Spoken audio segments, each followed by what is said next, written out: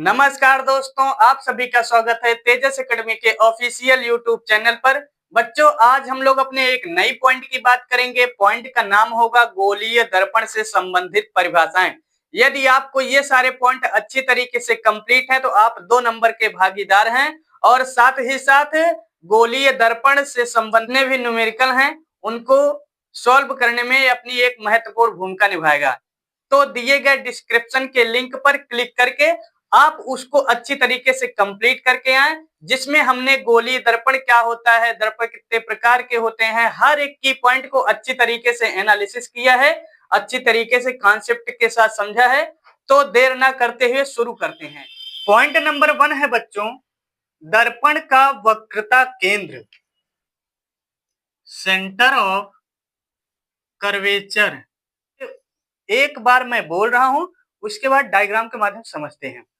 उस कांच के खोखले गोले का केंद्र जिसका कि दर्पण एक भाग है, दर्पण का वक्रता केंद्र कहलाता है। चलो देखो डायग्राम के माध्यम से समझते हैं इसको। उस कांच के खोखले गोले का केंद्र जिसका कि दर्पण एक भाग है।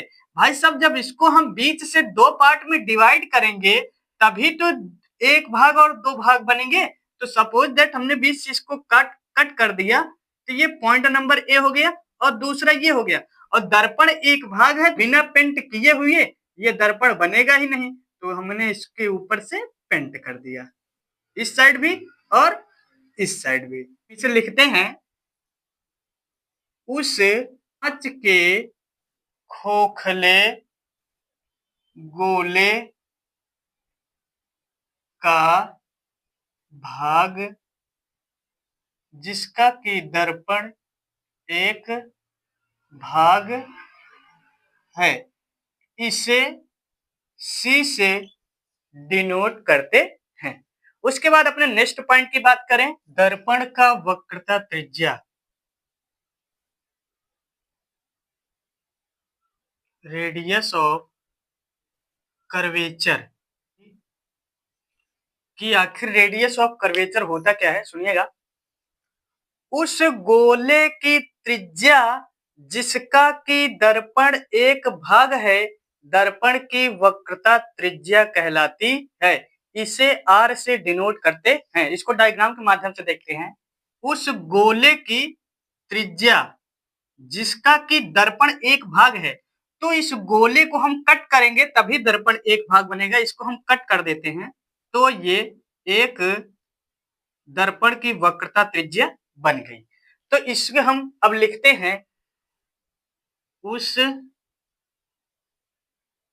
कांच के खोखले गोले की त्रिज्या जिसका कि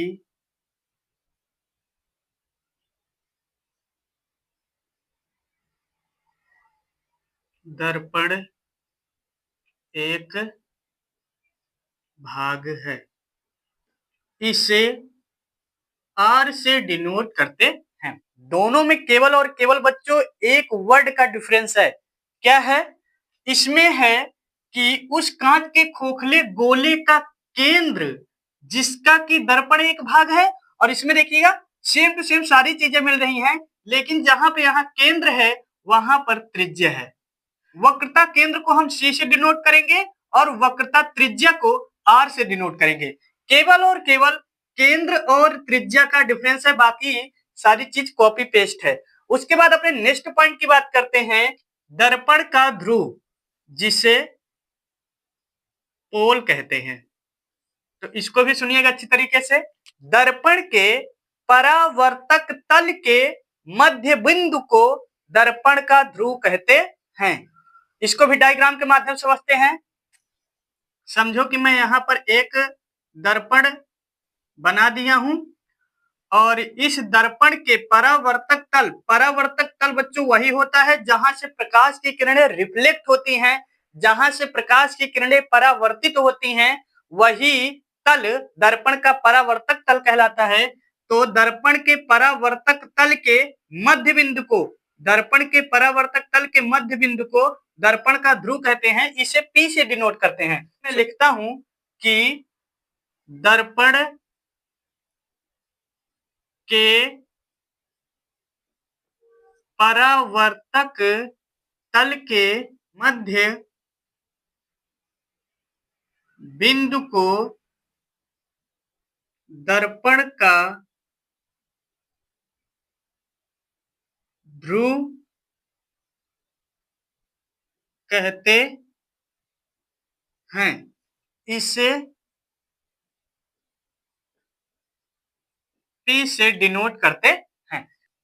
तो बच्चों नेक्स्ट पॉइंट की बात करें, दर्पण का द्वारक, एपर्टर ऑफ मिरर।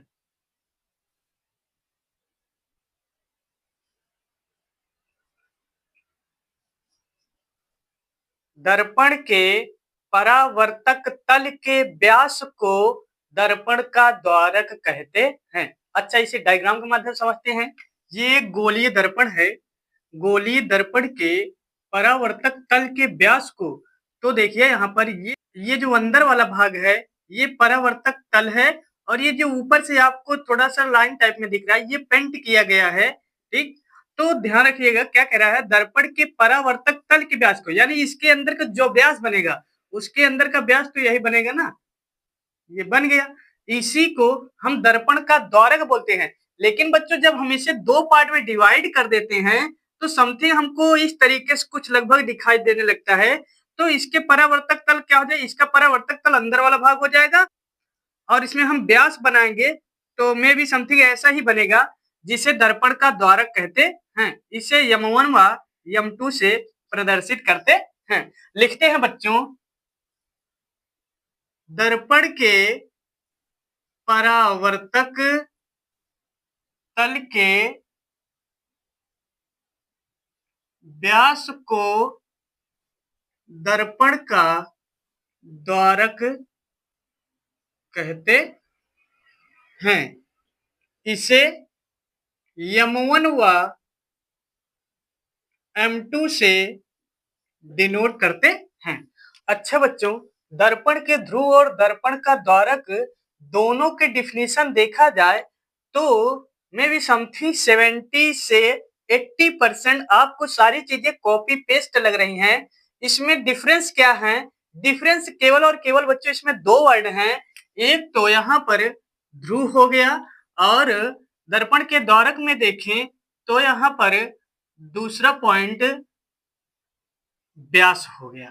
ठीक, केवल यही इसमें दोनों डिफरेंस है, बाकी सारी चीजें कॉमन पेस्ट हैं। जैसे समझते हैं, दर्पण के परावर्तक तल के मध्य बिंदु को, यानी मध्य बिंदु को दर्पण का ध्रुव कहते हैं, और इसमें देखिए दर्पण के परावर्तक तल के व्यास को दर्पण का द्वारक कहते हैं। अगर आपको मध्य बिंदु और व्यास दोनों डिफरेंस पता है तो आप अच्छी तरीके से दोनों में डिफरेंस को बता सकते हैं। उस तरीके से हम अपने नेक्स्ट पॉइंट की बात करें, मुख्य अक्ष, जिसे इंग्लिश में प्रिंसिपल एक्सिस कहते हैं। एक बार केवल मैं बोल रहा हूं, उसके बाद इसे डायग्राम के माध्यम से समझते हैं।